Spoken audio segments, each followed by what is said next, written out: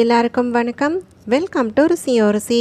இன்றைக்கி நம்ம ருசியோரிசி சேனலில் பார்க்க போகிறது கண்டிப்பாக எல்லாருக்குமே கை கொடுக்கக்கூடிய குலதெய்வ வழிபாடு எப்படி மேற்கொள்ளணும். இந்த குலதெய்வ வழிபாடு குறிப்பிட்டு பணம் சம்பந்தப்பட்ட சிக்கல்கள் அடிக்கடி வீடுகளில் ஏற்படுது அப்படின்னு சொல்லும் பொழுது எந்த குறித்த பரிகாரத்தை எளிமையான முறையில் மேற்கொள்ளலாம் அப்படிங்கிறதுக்கு உண்டான அனைத்து விதமான தகவல்களையும் தான் நம்ம இன்றைக்கி இந்த பதிவின் மூலிமா தெரிஞ்சுக்க போகிறோம். வீடியோவை எங்கேயுமே ஸ்கிப் பண்ணாமல் பாருங்கள். அப்போ தான் எந்த ஒரு சின்ன தகவலையுமே நீங்கள் மிஸ் பண்ணாமல் தெரிஞ்சுக்க முடியும். இப்போ நம்ம ஸ்டார்ட் பண்ணிடலாம். பொதுவாக எல்லாருடைய வீடுகள்லையுமே யாராவது ஒருவர் சம்பாதிப்பது அப்படிங்கிறது கண்டிப்பாக இருக்கும். ஒன்று கணவராக இருக்கலாம், இல்லை மனைவியாக இருக்கலாம், மகனாக இருக்கலாம். யாரோ ஒருவர் கட்டாயம் பணம் சம்பாதிப்பது அப்படிங்கிறத மாதம் செய்துக்கிட்டே வரோம். இப்படி இந்த பணத்தை நம்ம அரும்பாடுபட்டு தான் சம்பாதிக்கிறோம் இல்லைங்களா. ரொம்ப எளிமையால் கிடைக்கக்கூடிய விஷயம் கிடையாது. அதுக்கு நம்ம நிறைய முயற்சிகள், விடாமுயற்சி, அதுவும் குறிப்பிட்டு நம்மளுடைய உழைப்பை கொட்டி கொடுத்தா மட்டும்தான் அந்த சம்பளத்தை நம்மளால் மாதம் பெற முடியும். அப்படி நம்மளுடைய உழைப்பை கொட்டி கொடுத்து பணத்தை சம்பாதிக்கிறோம் அப்படின்னு சொல்லும் பொழுது அந்த பணத்தை வீடுகளில் சரியான முறையில் பயன்படுத்தணும். செலவுகள் அதிகப்படியாக ஆகக்கூடாது அப்படின்னு சொல்லும் பொழுது ஒரு சில குறிப்பிட்ட விஷயங்களை நம்ம கண்டிப்பாக கடைபிடிக்கணும். அதில் நமக்கு கை கொடுக்கக்கூடியது தான் இந்த குலதெய்வ வழிபாடு.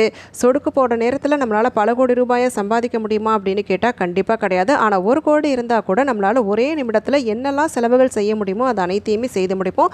அப்படி அந்த பணம் தேவை அப்படிங்கிறது எல்லாருக்குமே இருக்கக்கூடிய விஷயம்தான். அது தவறு கிடையாது. இருந்தாலும் பார்த்தீங்க அப்படின்னு சொன்னால் நம்மளுடைய வருமானத்திற்கு ஏற்றாற் போல செலவுகள் செய்ய பழகிட்டோம் அப்படின்னு சொன்னாலே கண்டிப்பாக அதனால் நமக்கு நிறைய நன்மைகள் ஏற்படும்.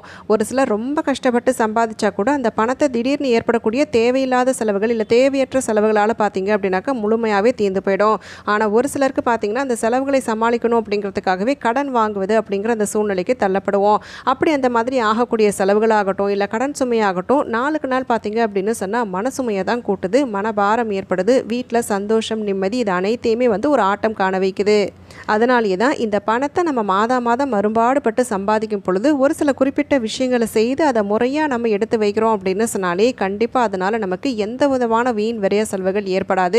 அந்த பணம் சேமிப்பு அப்படிங்கிறது நம்ம வீட்டில் ரெட்டிப்பு வேகத்தில் ஏற்படும். அதனால் இப்போ நான் சொல்லக்கூடிய இந்த கை கொடுக்கும் குலதெய்வ வழிபாடை கண்டிப்பாக ஒவ்வொருவருமே மேற்கொள்ளுங்க. குலதெய்வம் தெரிந்தவர்கள் மட்டும்தான் செய்யணுமா அப்படின்னு கேட்டால் கிடையாது. குலதெய்வம் ஒருவேளை உங்களுக்கு தெரியல அப்படின்னு சொன்னால் கூட உங்களுடைய இஷ்ட தெய்வத்துக்கு முன்னாடி இப்போ நான் சொல்லக்கூடிய விஷயங்கள் அனைத்துமே கடைபிடித்தாலே வீண் விரைய செலவுகள் எல்லாமே குறையும்.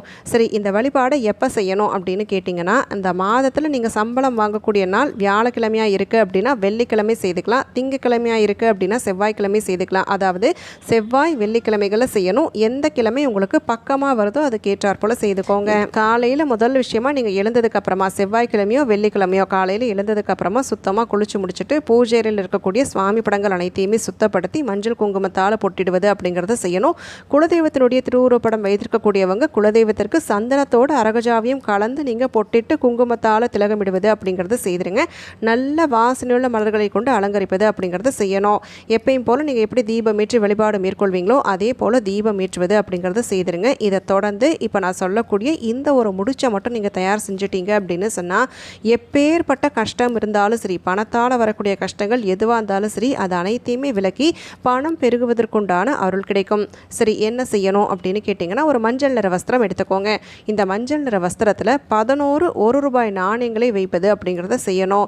இந்த 1 ரூபாய் நாணயங்களை வைக்கும் பொழுது அது கூடவே கொஞ்சம் மஞ்சள் குங்குமம் வைப்பது அப்படிங்கிறத செய்திருங்க. பொதுவாக எந்த ஒரு பரிகாரம் நம்ம செய்தாலுமே அந்த பரிகாரத்தில் இடம்பெற வேண்டிய முக்கியமான மங்கள பொருள்னால் அது மஞ்சள் மற்றும் குங்குமம். அதை சேர்த்ததுக்கு அப்புறமா புணுகு இருக்கு இல்லைங்களா, நிறைய பூஜை ஸ்டோர்களில் கிடைக்கும். இந்த புணுகை இந்த நாணயங்களுக்கு மேலே தடவுவது அப்படிங்கிறத செய்யணும்.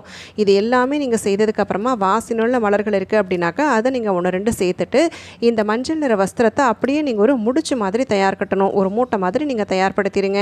தயார்படுத்திட்டு உங்களுடைய 2 கைகள்லையுமே வைத்தபடி உங்களுடைய குலதெய்வத்தை மனதார வேண்டுங்க. எனக்கு ஏற்படக்கூடிய வீண் விரயங்கள் எல்லாமே கட்டுக்குள்ளே வரணும். திடீர் செலவுகள் எதுவுமே வரக்கூடாது. எந்த ஒரு மருத்துவ செலவும் ஏற்படக்கூடாது. வீட்டில் எல்லாருக்குமே உடல் ஆரோக்கியம் அப்படிங்கிறது நல்லாவே இருக்கணும். எந்த ஒரு இக்கட்டான சூழ்நிலைக்கும் எங்களை தள்ளக்கூடாது. அப்படி அந்த வழிபாடுகள் அனைத்தையுமே நீங்கள் சொல்வது அப்படிங்கிறது செய்திருங்க. தேவையற்ற செலவுகள் எதுவுமே நெருங்கக்கூடாது அப்படிங்கிறதையும் நீங்கள் முன் வைப்பது அப்படிங்கிறத செய்துக்கலாம். இப்படி நம்ம செய்து முடிச்சதுக்கப்புறமா நல்ல ஆத்மார்த்தமாக வேண்டி வழிபாடு அனைத்துமே செய்து முடிச்சதுக்கப்புறமா அந்த மூட்டையை ஒரு கண்ணாடி கிண்ணத்தில் வைத்து குலதெய்வத்தினுடைய பாதத்தில் வைப்பது அப்படிங்கிறத செய்திருங்க. சரி, இப்போ குலதெய்வ படம் இருந்தால் மட்டும்தான் செய்யணுமான்ற கேள்வி வரும் உங்களுக்கு. அப்படியெல்லாம் கிடையாது. கலசம் வைத்திருக்கிறீங்க, அந்த குலதெய்வ சொம்பு இருக்கு இல்லைங்களா, அந்த மாதிரி வைத்திருந்தா கூட அதுக்கு முன்பாக நீங்கள் வைப்பது அப்படிங்கிறது செய்துக்கலாம். இல்லை உங்களுக்கு குலதெய்வமே தெரியாது அப்படின்னு சொல்லும் பொழுது உங்களுடைய இஷ்ட தெய்வத்துக்கு முன்பாக இந்த முடிச்சை வைப்பது அப்படிங்கிறத செய்திருங்க. இப்படி நம்ம செய்துட்டு கற்பூர தீபதூப ஆராதனை அனைத்தையுமே காட்டி நம்ம பூஜையை நிறைவு செய்து கொள்ளலாம். இப்படி நம்ம செய்து முடிச்சுட்டு தினசரி வீட்டில் தீபம் ஏற்றுவோம் பார்த்தீங்களா, அப்படி அந்த தீபம் ஏற்றும் பொழுது அந்த 11 ரூபாய் சேர்த்துருக்குறோம் இல்லைங்களா, அந்த நாணய மூட்டையை நம்ம எடுத்து கற்பூர தீபதூப ஆராதனை காண்பித்து நம்ம முதல் நாள் எப்படி கைகளில் வைத்து வணங்கினோமோ அதே மாதிரி வைத்து உங்களுடைய கோரிக்கைகள் அனைத்தையுமே சொல்லி வழிபடுவது அப்படிங்கிறத செய்திருங்க. இப்படி நம்ம தினசரி செய்துகிட்டே வரோம் அப்படின்னு சொல்லும் பொழுது குலதெய்வத்தினுடைய பேரருளால் நமக்கு எந்த விதமான வீண் விரய செலவுகளும் ஏற்படாது அப்படின்னு சொல்லி நம்பப்படுது. தொடர்ந்து நம்ம மாதம் முழுக்க செய்ததுக்கப்புறமா மாத இறுதியில் பக்கத்துலேயே உங்களுக்கு குலதெய்வ கோவில் இருக்குது அப்படின்னு சொன்னால் அந்த குலதெய்வ கோவில் உண்டியலில் சேர்ப்பது அப்படிங்கிறத செய்திடலாம். இப்படி இந்த மூட்டையோடு நீங்கள் எதுவுமே பிரிக்க வேண்டாம், எதுவுமே செய்ய வேண்டாம். அந்த மூட்டையை அப்படியே கொண்டு போயிட்டு குலதெய்வத்தினுடைய கோவில் உண்டியலில் சேர்ப்பது அப்படிங்கிறத செய்திருங்க. ஒருவேளை குலதெய்வ கோவில் பக்கத்தில் இல்லை, எங்களால் அடிக்கடி போயிட்டு ரொம்ப தொலைவில் இருக்க அடிக்கடி போக முடியல அப்படின்னு சொல்லும் பொழுது முதல் மாதம் நீங்கள் வழிபாடு செய்த அந்த மூட்டையை தனியாக எடுத்து வச்சுட்டு அடுத்து வரக்கூடிய மாதம் அந்த சம்பளம் வாங்கினதுக்கு அப்புறமா தொடர்ச்சியாக வரக்கூடிய செவ்வாய்க்கிழமையோ இல்லை வெள்ளிக்கிழமையோ எது உங்களுக்கு பக்கமாக இருக்கோ அப்போ அதே மாதிரி ஒரு மஞ்சள் நிற வஸ்திரத்தில் புதுசாக 11 1 ரூபாய் நாணயங்களை சேர்த்து நீங்கள் வழிபடுவது அப்படிங்கிறத செய்யணும். தொடர்ச்சியாக ஒரு 3 மாத காலங்கள் செய்துட்டு வரலாம். இல்லை 6 மாத கால இடைவெளியில் நீங்கள் குலதெய்வ கோவிலுக்கு போவீங்க அப்படின்னு சொன்னால் ஒவ்வொரு மாதமுமே எடுத்து வைக்கக்கூடிய முடிச்சை ஆனால் கண்டிப்பாக கோவில் உண்டியலில் சேர்த்தணும்.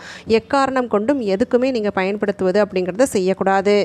இப்போ நீங்கள் குலதெய்வ கோவிலுக்கு அடிக்கடி போவீங்க. இப்போ ஒரு சிலர் பார்த்தீங்கன்னா பௌர்ணமி தினங்களில் போகிறது, இல்லை அமாவாசை தினங்களில் போகிறது அப்படிங்கிற வழக்கம் இருக்கும். எப்படி போனாலும் சரி அந்த முடிச்சை மட்டும் நம்ம கோவில் உண்டியலில் சேர்த்துடணும். சேர்க்கும் பொழுது இப்போ நான் சொல்லக்கூடிய ஒரு குறிப்பிட்ட பொருளை குலதெய்வத்திற்காக வாங்கி தந்து வழிபடுவது அப்படிங்கிறத கண்டிப்பாக செய்திருங்க. கோவில் உண்டியலில் முடிச்ச சேர்த்துருங்க. நீங்கள் கையோடு வாங்கிட்டு போக வேண்டிய பொருள் என்ன அப்படின்னு கேட்டிங்கன்னா அரகஜாவை வாங்கிட்டு அதை நீங்கள் கோவிலுக்கு போகும் பொழுது நீங்கள் வெற்றிலை பாக்கு பூ பழம் அர்ச்சனைக்கு என்னெல்லாம் எடுத்துகிட்டு போவீங்களோ, இல்லை சும்மாவே குலதெய்வ வழிபாடு அப்படின்னு சொல்ல என்ன எல்லாம் எடுத்துகிட்டு போவீங்களோ அது கூடவே சேர்த்து இந்த அரகஜாவையும் கொடுத்து வழிபடுவது அப்படிங்கிறத செய்து பாருங்கள். கண்டிப்பாக நம்மளுடைய குலம் தலைப்பதற்குண்டான அருளை குலதெய்வங்கள் வாரி வாரி வழங்குவாங்க. முன்னோர்களால் ஏற்பட்ட சாபங்கள் நீங்கணும், இல்லை ஒரு சில நேரங்களில் நமக்கு ஏதோ ஒரு தடை தாமதங்கள் ஏற்பட்டு கொண்டே இருக்குது அப்படின்னு சொல்லும் பொழுதும் கண்டிப்பாக இந்த குலதெய்வ வழிபாடு நிச்சயமான பலன்களை பெற்றுத்தரும். இப்போ நம்ம குலதெய்வம் தெரிந்திருந்தால் இந்த விஷயங்கள் எல்லாமே செய்கிறோம். ஒருவேளை குலதெய்வம் தெரியல அப்படின்னு சொல்கிறவங்க அந்த முடிச்சை என்ன செய்யணும்னு கேட்டிங்கன்னா, நீங்கள் இஷ்ட தெய்வத்துக்கு முன்னாடி இந்த முடிச்சை வைத்து வழிபாடு செய்கிறீங்க இல்லைங்களா, அந்த இஷ்ட தெய்வத்தினுடைய கோவில் உண்டியலில் சேர்ப்பது அப்படிங்கிறத செய்திருங்க. அந்த இஷ்ட தெய்வத்திற்கு நல்ல வாசனையுள்ள மலர்களை வாங்கி தந்து நீங்கள் சாதாரணமாக ஒரு பூஜையின் பொழுது என்னெல்லாம் வாங்கி கொடுத்து வழிபாடு மேற்கொள்வீங்களோ, அர்ச்சனை தட்டு இல்லை மாலை வாங்கி தரது, இந்த மாதிரி எதை கொடுத்து வழிபாடு மேற்கொள்வீங்களோ அது கூடவே நல்ல வாசனையுள்ள மலர்களையும் வாங்கி தந்து வழிபட்டாலே போதும். நிச்சயமாக நமக்கு எல்லா விதமான நன்மைகளும் வந்தடையும். நம்மளுடைய குலதெய்வத்தை கண்டு கொள்வதற்குண்டான அருளையும் நம்மளுடைய இஷ்ட தெய்வங்கள் நமக்கு வாரி வாரி வழங்குவாங்க. அதனால் இந்த ஒரு முயற்சியை நீங்கள் செய்து பாருங்கள். உங்களுடைய குலதெய்வத்தையும் உங்களால் வெகு விரைவிலேயே கண்டுபிடிக்க முடியும். அதே போல் குலதெய்வம் தெரியாதவங்க வீட்டினுடைய நிலைவாசலில் மஞ்சள் குங்குமத்தால் பொட்டு வைக்கும் பொழுது அரகஜாவையும் சேர்த்து குலைத்து பொட்டிட்டு பாருங்கள். கட்டாயமாக ஏதோ ஒரு விதத்தில் நமக்கு குலதெய்வம் அறிவதற்குண்டான அருள் கிடைக்கப்பெறும். இப்போ நம்மளுடைய இந்த பதிவின் மூலிமா நமக்கு ஏற்படக்கூடிய எல்லா விதமான வீண் விரைய செலவுகளும் கட்டுக்குள்ளே வரணும். பணசிக்கல் அப்படிங்கிறது நமக்கு எப்பயுமே ஏற்படக்கூடாது அப்படின்னு சொல்லும் பொழுது கை கொடுக்கும் குலதெய்வ வழிபாடு எந்த மாதிரி எளிமையான முறையில் கடைபிடிக்கலாம், நம்ம குலதெய்வ வழிபாடு மேற்கொள்ளும் பொழுது எந்த ஒரு குறித்த பரிகாரம் நம்மளுடைய பிரச்சனைகள் அனைத்துமே தீர்ப்பதற்குண்டான பேரருளை பெற்றுத்தரும் அப்படிங்கிறதுக்கு தேவைப்படக்கூடிய அனைத்து விதமான தகவல்கள் எல்லாமே தெரிஞ்சுக்கிட்டோம். கண்டிப்பாக இந்த பதிவு அனைவருக்குமே பயனுள்ளதாக அமைந்திருக்குன்னு சொல்லி நினைக்கிறேன். அப்படி பயனுள்ளதாக இருக்கக்கூடிய பட்சத்தில் உங்களுடைய ஃப்ரெண்ட்ஸ் அண்ட் ஃபேமிலிக்கும் தவறாமல் ஷேர் பண்ணுங்கள். அவங்களும் இந்த தகவல்கள் அனைத்தையுமே பார்த்து பயன்பெறட்டும். நாளைக்கு மறுபடியும் ஒரு பயனுள்ள பதிவோடு உங்களை நான் சந்திக்கிறேன். அது வரைக்கும் நன்றி, வணக்கம்.